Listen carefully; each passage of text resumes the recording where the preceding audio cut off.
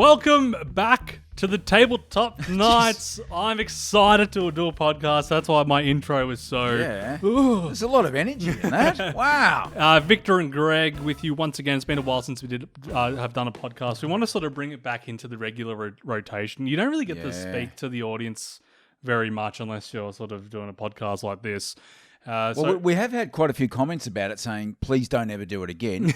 But we've decided that we like it. Yeah, screw you guys who said you hate us. No one hates us. We've got really nice fans. Speaking of which, thank you so much to the 2,000 of you that have subscribed. I know, 2,000. It's pretty cool.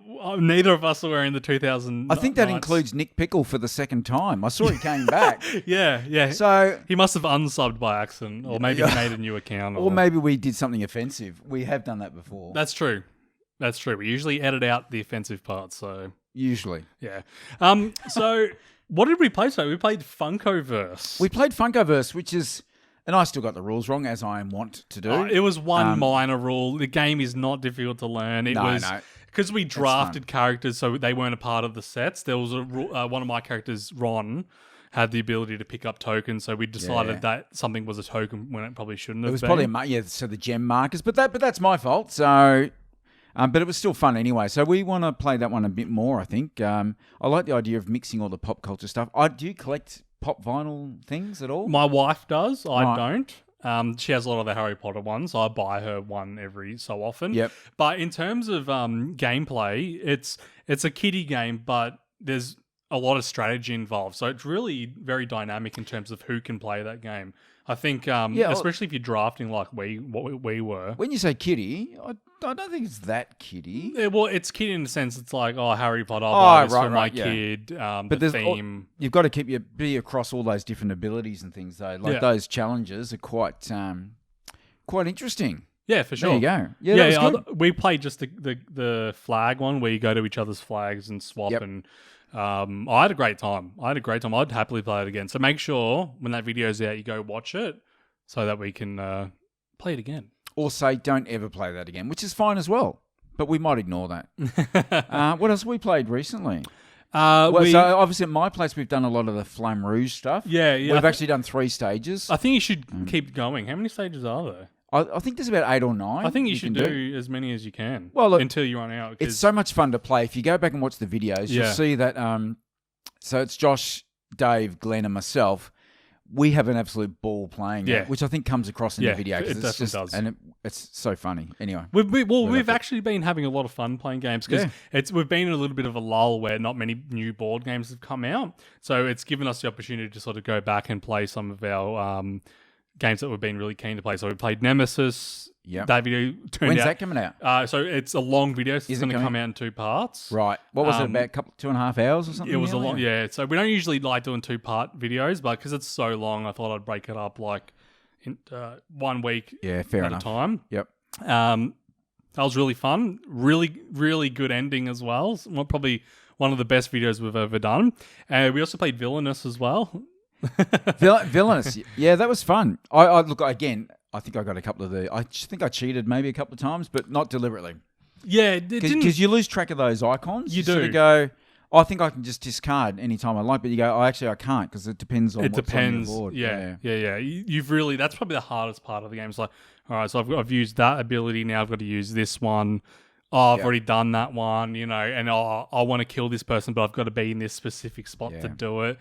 That was a little difficult for me to get my head around, but we actually played that with a new member, Claire, so that'll probably come out next. Hi, Claire. That'll be the next video that comes out. It'll probably be out before the podcast, I'd say, but depending on if I can be bothered editing this straight away. The thing I liked about it, though, was the way that you the way you use the fate cards, you don't want to necessarily play them on your opponent's fate cards on them because it helps them do things they need to do to actually win the game. But you go, well, I want to try and slow you down a little bit. So it's this real to and fro balance between what you do. It was actually flipped because one of my abilities was to get Mufasa because I'll Scar and kill him. So early on, no one was tampering with my fake cards, but at the end, it's all everyone was doing because I'd finally killed Mufasa, and you guys were just like, mess him up, and won't spoil it, but it was a really good game. Claire's awesome as well. She fits into the team really nice. She was great. I think we've got like a solid 6-7 people on the team now. Solid, like regulars that you'll Some see. of them are a bit flighty, a bit dippy, and a bit silly. No, you mean not you just mean regular. No, people. Yeah, we've got a solid team now. Very ranged, I think. They're ranged, but they want to come and play. They're going, Yeah. when are we catching up next? Which is better than sort of, I'm not free until July. Yeah.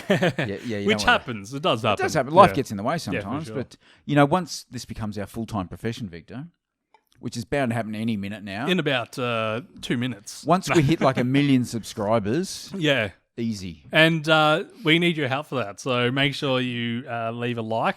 And also, if you have any comments as well that you want us to answer, let us know. And we'll answer it on the next podcast in about 6 months. We always try and answer stuff on the fly as we go. But are we getting a new T-shirt? Because we've done the 2000 now. They're gone now. Or are they gone? They're gone. They're gone. Right, so the idea was for first 2,000 subscribers, they could buy a 2000 Knights T-shirt, which was exclusive for the first 2,000. And we would have sold about 2,000 roughly. Every single one of you purchased one. No.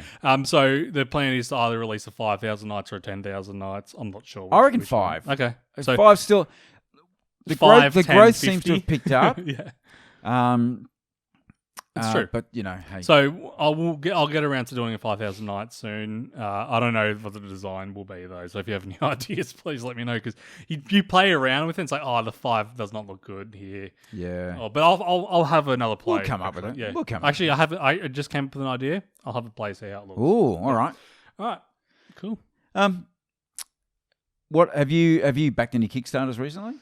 I've only backed 2 lately, I think. 2. Okay. Yeah. We both backed this, but we had to back Here to Slay.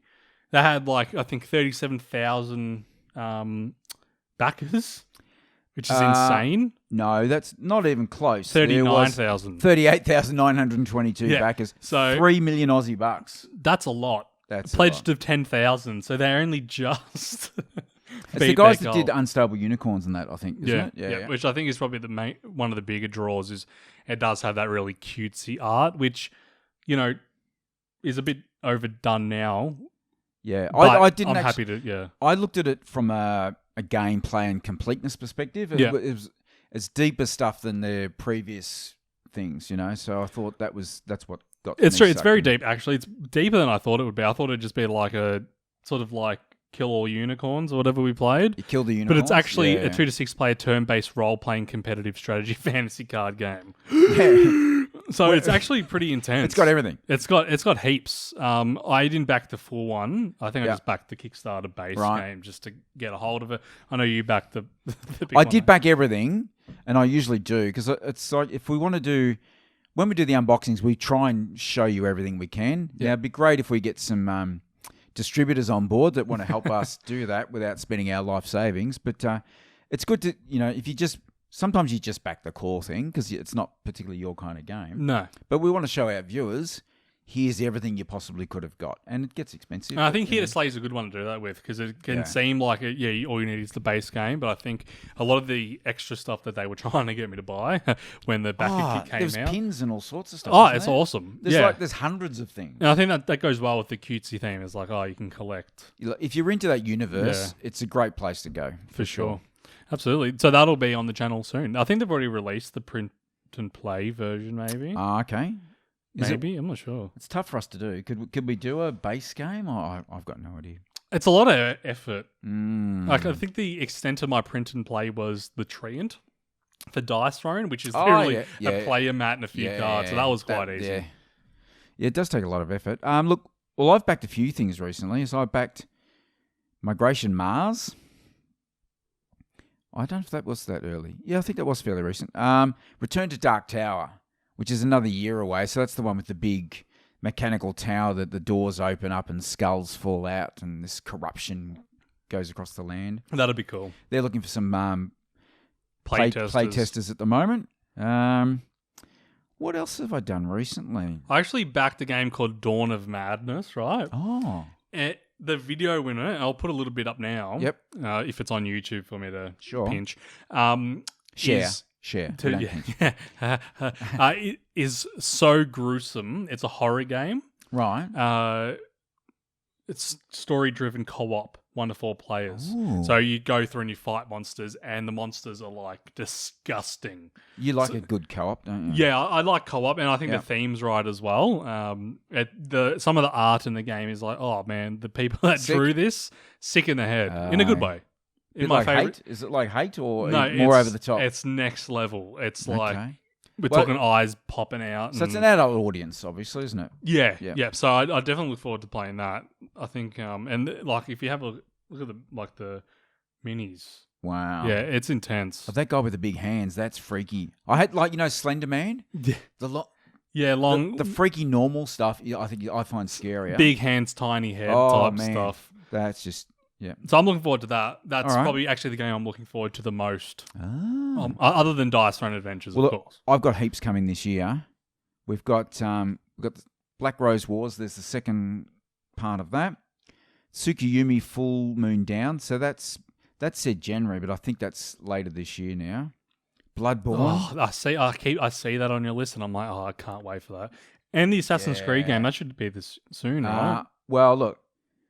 Trudvang Legends, Burgle Brothers 2. That's coming out. That one should be out very soon. That'll be a fun May delivery time. District 9. Didn't get many backers, but I am really keen to play that one. I like the idea of Windward. Have you seen Windward? I did not. So we might pop up a little video of that. But that's like these little sort of. It's almost sailing ships that go through the air. Yep. And they're catching these whale kind of creatures. You know those big whaley things that were in the Avengers movies? Yeah. They look like that. Okay.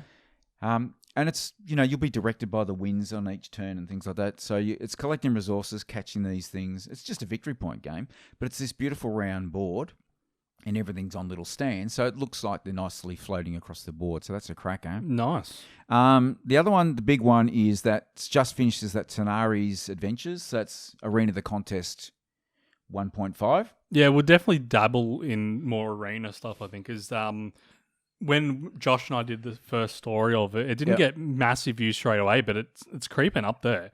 I think it'll be one of those games that people are always looking for content in. So we'll probably do more arena. Well, there's another 200 plus hours, I think, of campaign stuff. Yeah. Plus they've reworked all the hero models to make them more detailed. I think people, when I noticed them, even in my unboxing when you first saw it, it was like, oh, they're okay. Yeah. The big creatures are great, but they're okay. So now they've revamped everything. They added another. You can get all these painted dragons now. So for an extra like $79, which might sound a lot, but for painted, finished big dragons, fantastic. There's no excuses in the board game world anymore. Back in the day when it was just all meeples and stuff, it's like, oh, this zombie is a tiny little wood piece. Now they're intricate, beautiful things. And if the base doesn't fit properly, why does this base not fit properly when all these other board games they do? So there's zero excuses now. It's a lot of pressure.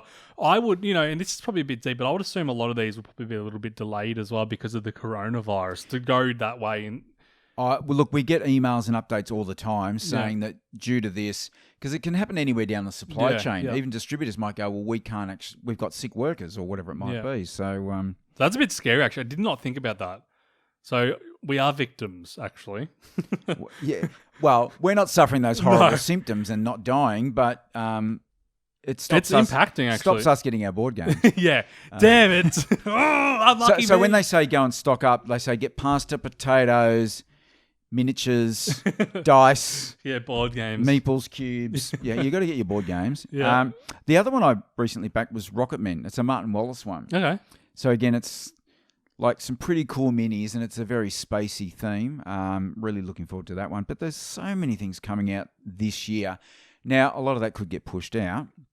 I've got a number of things that are at least 2 years late now. I've got a few that are, quite actually pretty delayed, which is always a bit of a bummer, especially when you have a YouTube channel. But there's always board games coming out. And again, like I mentioned before, the delay in board games means we get to go back and revisit some older ones. Yep. Which I'm loving at the moment. Well, Victor, you'll notice on Kickstarter at the moment, there's a little link that says we are hiring. Is it really? So they're looking for someone who can, particularly there's one about for the tabletop section. Yeah. You have to be prepared to travel 30% of the year, right? And you probably go around, and it's to help people uplift their Kickstarter projects. So what they want, Kickstarter actually want people to be successful, right? Yeah, of course. They get a cut. So we don't want things, well, they do, but they also don't want things to just be failed and miserable. And there's so much competition now, and anyone can publish a board game. Heaps. You don't have to self-publish anymore. It's all done for you, right? So they're also looking for a VP of HR. So I think Kickstarter, I am a people manager where I work at the moment. I'd just like to take this opportunity to reach out and say, if you want a really good people person who knows board games, I'm your man. Did you apply for it? Not yet, but I think I will. I think you should. I think you should apply for both of those positions, to be honest. All right, I'll do that. Because you would know what makes a successful Kickstarter. But then I might have to then be your US correspondent because I think it's out of Brooklyn in New York. It's only 30% though, right?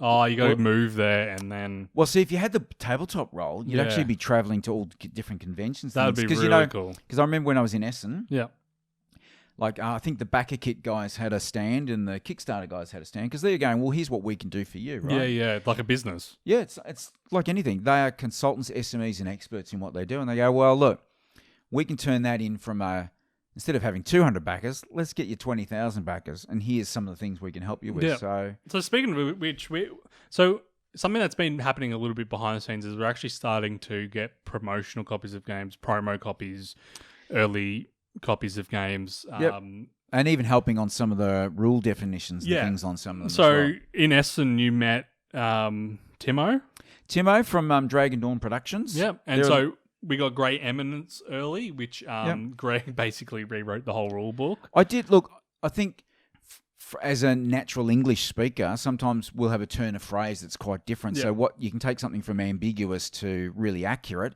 But again, that hasn't got massive backing. But it's such a good game. We actually played it on the channel. We had a good time. And you go, I think it'll be a slow burner. It feels like a Twilight Struggle light to me. And those guys, and if you've seen Perdition's Mouth, that's a fantastic. That was like the precursor to Gloomhaven, I reckon. And it's quite different, but it's got the same depth.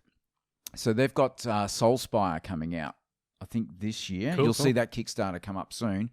I'd definitely get on the back of that one because they've taken it to another level where they've got these sort of bridges between areas. It's quite out there, a bit different. Yeah, so we've actually we don't just play board games just because we've gotten them. So we've actually received promo copies where we didn't enjoy the board game. And we're like, it's not right for us. We, instead of say negative things about this game, let's just not do a video in it. Good luck. Look. So what I'm saying is we're not just playing things because and we're saying they're good just because we've got the absolutely not. copy. We have rejected a couple, and there's others where you go, you just look at the rules and you go, that's just too hard. It just doesn't make sense. And we try and help out where we can. But we'd love to have this as a real front of house business because we're already getting a few promotional copies and things like that to review.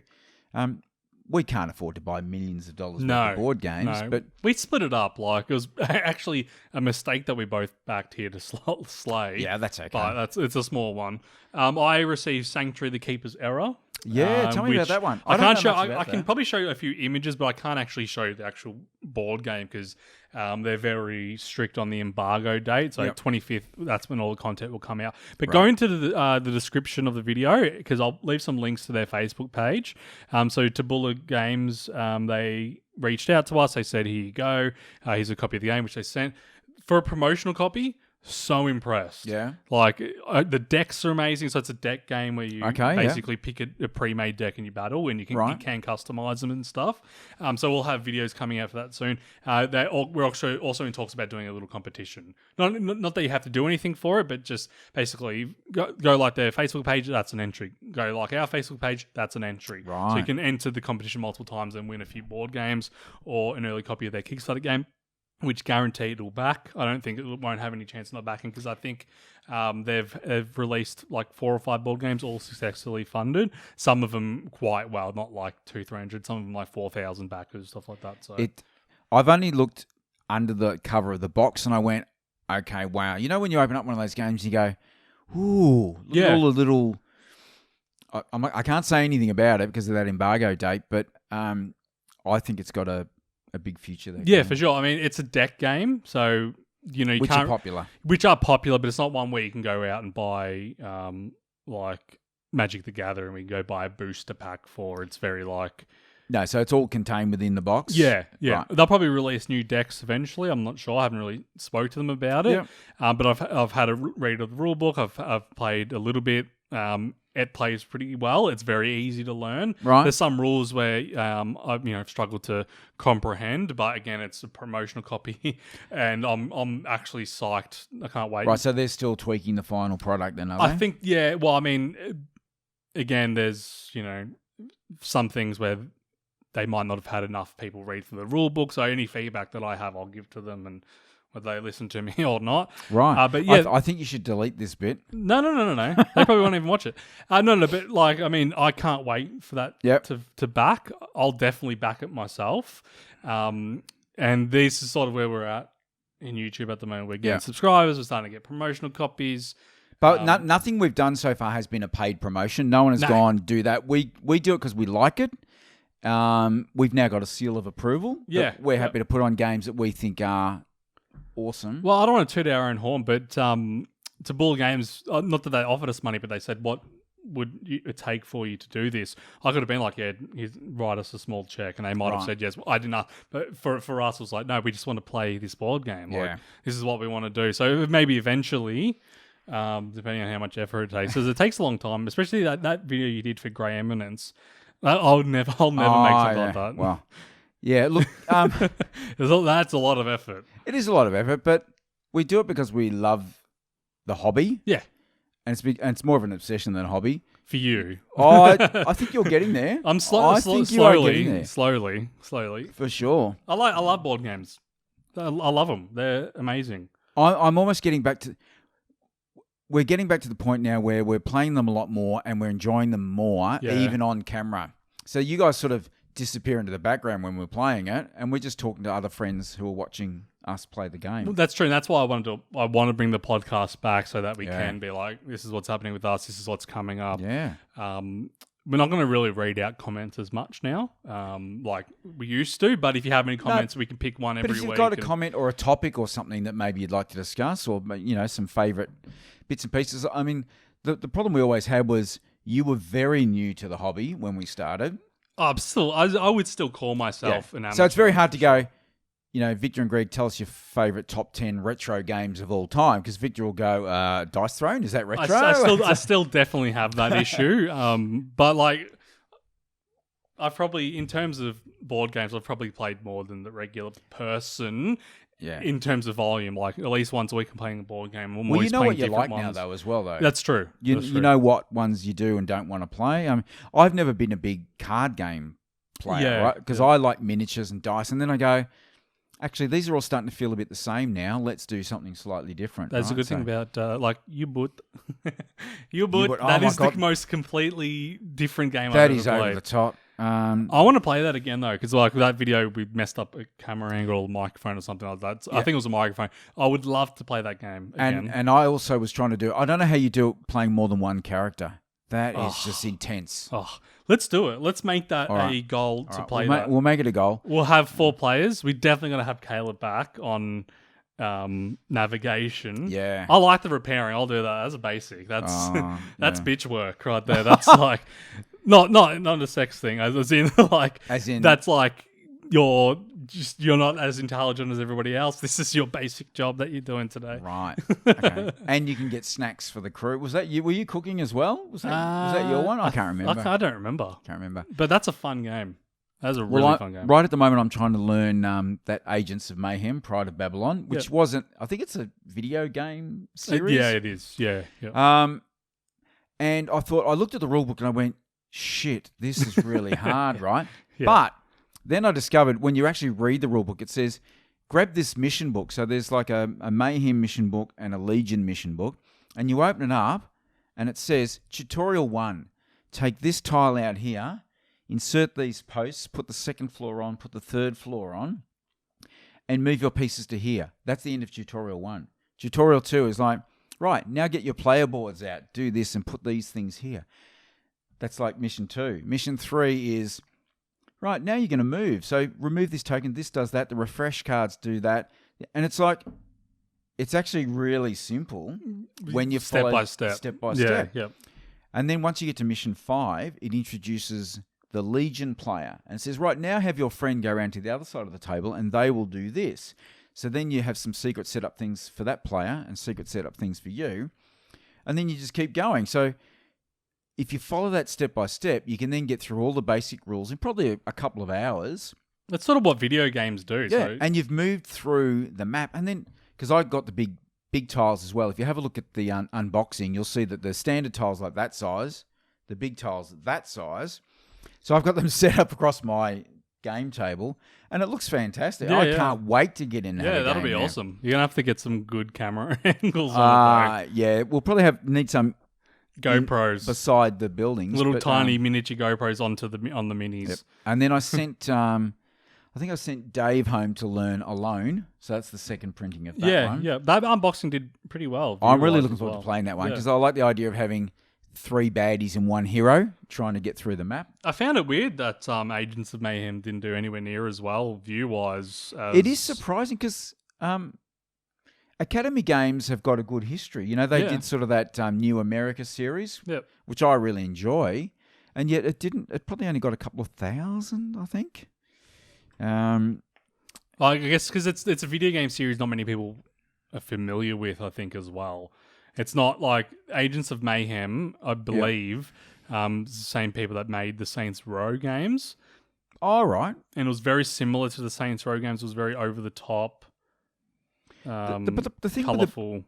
It was the 3D terrain that got me in the board game. Yeah, I like that. I really do want to play more 3D. There's that mountain climber one where you climb up the mountainside. I really wanted to back that, but I didn't. The mountain climber one? Yeah, it's like this one where you climb a mountain. Yeah, there you go. 1,535 backers. That's really that's almost not like a lot. That's almost like cancel and don't bother. Yeah, but it's actually a really good game. And maybe some of the and you wonder whether some of the Kickstarter visuals put people off, you know, or they read rule books or something. But like I said, but once you go through the tutorial, you go, oh, that makes sense. They should say that's why they should get in contact with us. Yeah. So that we can release a video saying like this and just do that setup tutorial in a video. Reach out to us, guys. What's going on? Hey, we're here. We're doing nothing. We've got now 2,000 subscribers is still pretty small potatoes, but when I speak to some of the distribution companies now, they'll say, actually, you've got a following now in an area of the world that hasn't got a big board game. Let's say there's heaps of board gamers in Australia. Yeah. But we don't have a lot of content producers in Australia. There's a couple. There's really... So I actually had a meeting with some people from Roxley about a week ago to discuss packs and what we can do and stuff like that. And they were asking me like, who are the other Australian like YouTube channels? And I mentioned 1 or 2. We won't mention them here because we hate them all. No, I mentioned 1 or 2, and I said there's another group that is similar to us from Perth. Yeah. They said, do you know any Australian live streamers? And I said, not really, to be honest. I said, especially in this area, Melbourne, like there's a lot of people that are just their own solo channel, but I don't think people realize how much work it actually takes to do a YouTube channel. But we are going to do a live stream soon. What? Tell us in the comments what you think the perfect live stream game would be. So something where you're not sitting around waiting for players to think a lot. I wanted to live stream this podcast as well. I was thinking about just chucking a webcam on top and we could do that. Or like just as a test. We're definitely going to be... I've decided. I've decided this morning. So, hang on. Aren't I part of the management team? You are the management team. We are the management team. But we are management. But you've decided... Right, okay, keep going. That YouTube will be our home for streaming. For twitching. So, we will Twitch on YouTube. Is that what you're saying? Yeah. Right. Maybe we'll do both. But... What? I don't know how to do it. Are you able to help us? Yeah. So I've got all the gear ready to go for that. Yeah, it's just a matter of what's the easiest way. Did you see I did my little test? I didn't see that. So I did a test and I went into... I tried doing it through OBS Studio, which is the broadcasting software. And then it says, get ready. You put in the link. Yeah, the key. And then it goes... And I thought, And then there was a go live button. I thought, well, I'm not going to press that. I don't want it to go live because I don't want anyone to see it. Yeah. And then Glenn from our team goes, "Oh, this video came up." So you were I got an email. No, I didn't go live. Oh. But it does like the preview. Oh, it was. So it was our backdrop sitting there for a couple of minutes, and people would have got an email saying we've gone live. So I hadn't gone live. So, but it wouldn't have been you just sitting there being like. No, it just triggered our backdrop from It was YouTube. just like a still. Yeah, I didn't know that was going to happen because I thought you had to click the go live before anything would actually happen. That's a bit creepy, actually. Yeah, so sorry about anyone that got which that. still was it? Was it this still, or was it your house? No, it was this one. Yes, that's something I've allocated to do that. Yeah, so obviously, as soon as you go in and put in the key and click OK, even though it's not live, it transmits that. On YouTube, you set basically like a date, like this is when we're going to be. So it would have probably been a preset date for like 24 hours or whatever. Right, so you need to come to my house and show me how to set that bit up. I've only ever live streamed one video games before, so I actually don't know multiple, but I'm assuming it's because it's all going into one box. It's going to be pretty similar. Yep. But actually, let us know if you want us to do Twitch or YouTube, or if you have any advice for us, because I've only ever done video games before. So, but yeah, I definitely want to live stream some dice throwing stuff, charity stuff in the future. Dice throwing we work. But we want to live stream, probably 50% of the stuff we do, and then turn those live streams into videos. Yeah. I think the key thing is, what are the things that don't get stuck with analysis paralysis? What's the kinds of games where people are always doing something, and then some of that might be some fun, just social deduction stuff or whatever. The Funkoverse would work. Funkoverse would work. Even so we tried that with Flamme Rouge, obviously, and you go, but there's still that time where everyone will go, okay, now we're looking at our cards. Yeah. So it's picking the right game, I think. Coup, that'd be a good one. Coup. I cannot play Coup. That's the one thing I cannot bluff in. Well, I am terrible. You can play Love Letter then. No, because you just go, I'm the frigging Duke, give me money. And everyone goes, okay. It comes around to me. I'm the Duke. No, you're not. I don't believe you. I'm out. But then did you see what I did the second game? I was just taking the one coin. That's why I won when I won, actually, when I wasn't the Duke. I can't do it. But yeah, let us know what games you want us to play. Yeah, for sure. How many cameras can we do with 3? I could probably manage 5. We'll start with 3. we want to ease into it. So if you watch our Flamme Rouge Stage 2 video, which should be up by now, that was done in a live stream method to test how it would work. The switching and whatnot. The switching, and I think I got it 95% right? Who won? No, I didn't finish it. Well, it's funny because Dave won it, and then someone commented saying, oh, he should have been penalised because he moved a 9 across an ascent. So as soon as you touch an ascent, it becomes a 5. Yeah. So I'm going to have great pleasure in telling him later on that I'm going to penalise him 10 seconds, I think. So well, because it's almost in pretty much a legacy game at this stage. It is, but it's such a fun game. I'll tell you what, it's just we can have up to 6 players on that because I got the expansion. So I'd like to do a whole team. Yeah. One of that, particularly when I think that we should do a Tour de France one. That'd be cool. We could do that when the Tour de France on and do something fun and really French it up for the viewers. The reason I want you to keep going is because it is, even though despite it's not getting, massive views, it's fun. It's consistent and it's fun. Yeah, and we want to be a fun channel. We don't want to just be like, reviews. So, like when we're getting these promo games, we ask the companies, what sort of video do you want us to make? And they let us know. But for the main part, I enjoy doing playthroughs because I actually want to play the game and enjoy it. So yeah, look, until we end up like Dice Tower with 250,000 subscribers, we're not going to get 20,000 views every time we do a video, right? We got 2,000, so we need you to help pass the word. Tell people to log in and have a look because it is funny.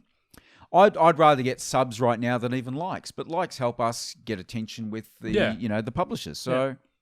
Anything you guys can do to help, we much appreciate it. We love having you as part of our team. Feedback is very important as well. So if this podcast is garbage, let us know. But do it politely. Yeah, don't just troll us. Like who was that? We've only ever had I think one troll. Yeah. Do you remember their name? Can we put their handle out there? Can we tell everyone who it was? Nah. Find them and kill them. No, we'll get more trolls, but I'm ready for trolls. You're not so much. You're not ready for trolls. I'm ready for trolls. I've been called every word on the internet. Well, look, I'm sensitive, and at my age, I don't need that kind of angst. I really don't. I will take the blow for you and say, even though it says Greg, it's actually directed at me. Okay. But yeah, leave us positive feedback. Like, if it's negative, in a positive way. If it's negative, go to Rodney Smith on Watch It Played and give it to him. No, we love you, Rodney. He's popping up everywhere now. I saw him on Board Game Geek and Dice Tower recently, I think. Dice Tower's become a conglomeration. They're like the big corporate. You got to help the little guy. Yeah, I know. Yeah, I know. Help the little guys. It's the same in the video game industry. Like, is it? Video, publishers will give all the big companies the free stuff, and it leaves the little one like struggling to breathe. Anyway, it's funny. Do you know Ben Folds? Ben Folds 5, the singer. I don't. So I think he's American. He might be Canadian. Sorry, Ben. He lives in South Australia now. He sang that song "Brick." She's a brick and I'm. I do know that anyway, song, yeah. So he's got a song called, I think it's called "Free Coffee," and what he was saying is, since he's become famous, he gets free coffee wherever he goes. But when he needed it most, he got nothing. He got and it's a really telling comment. That is the world in a nutshell, really, isn't it? Yeah. The rich get richer. That's why that saying exists. That's it. Yeah, that's cool. That's a podcast. Have we done it? Yeah, we've done at least. It's been about 35 minutes. 35 minutes. Have you had enough, guys? Look, thanks for listening in. I think we should just do these whether anyone listens or not, Victor, because it's great for us to just have a chat about board games. Yeah, I'm sort of leaning towards the whole I don't care about how much views a video gets. Yep. Because the videos that are there, they keep getting views. So even if it doesn't get 100 views to 500 views straight away, it will slowly It eventually gets there, yeah. So we've seen that with a few things. Look, I think one thing we're considering doing is a bit of a, and I think we should still do this, I think we should do the Kickstarter or Back a Kit reaction video. Yeah, I definitely want to do that for sure. I've got the setup for it. So yeah, because I think even if it's not necessarily board games, there's some stuff out there you go, wow, that's weird shit. I'd love to be talking about some of that I think last time you were here, I told you about on Kickstarter there was a juicer machine. Oh, yeah. There was a big juicer machine about this big. And so like a bread maker size? Yeah. So they send you this juicer kit and they send you bags of juice. And so you put the bags of juice in the juicer and it squeezes the bag. So it's not like there's an apple in there. Is it refrigerated? It must be refrigerated. It has to be. So they basically send you bags of juice that you squeeze the bag. And it's like, what's the point? I love to squeeze the bag like any man. However, and I have leg massage, these big things you wrap around your legs and switch them on and they throb. And it's the type of thing where it's like, we hope to get to the stage where we make enough money that we could back some of those more weird things. Oh, yeah. And then in like a year's time when it comes, we like put the leg massager on type. Oh, that'd be great. That would be cool. Yeah. Who are those guys that like just stick everything in a blender? Like some of that weird stuff gets mega views. What we'll do is we'll back 2 board games and we'll blend one every time. No. I think we should back board games, but maybe once a month we just back the weirdest thing we can find. Yeah, and we can do an unboxing and a team commentary on what we've got. Or another thought, every board game we get, we take one mini and we find the melting temperature. And whichever mini wins at the end of the year. If we don't have to pay for it. If I'm paying for it, I ain't melting nothing. That would be cool, actually. Every publisher send us one mini and we test them all to see which mini is the strongest. Right. Okay. All right. So we can have maybe one's a melting point, one's a blender, one's a hammer, one's you give it to an animal, one's acid. Yeah. We need to start pitching ideas to each other because a cool series would be like where we get a mini and we put it in like when you do that science experiment in high school, you put an egg and you got to make a case for it and protect the egg. We can do that with minis. Okay. So I give you a mini and your challenge is to like destroy it without. No, it's to protect it from like a foot, like a stomp.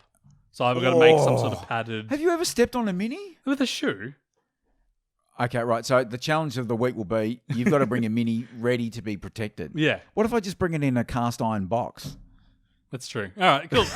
There's a few shows that Great need to ideas. There's a few shows that need to be. Okay, we need to tweak that kinks, a little bit. yeah. All right. Thank you very much for watching. Make sure you leave a like on the video, a comment, buy some merch as well. There's always sort of deals on the merch as well. So if you want to, there's some new designs. And these as well. T-shirts do last. They do. I yeah. wear this every day, and the missus keeps going, "Do you have to wear that again?" I go, "It's advertising." I wear mine quite a bit actually, Yeah. and they don't shrink in the dryer either, No. which is really nice. All right. Because we don't wash them. No, that's true. All right. Thank you very much for watching. Until next time. See ya. So yeah.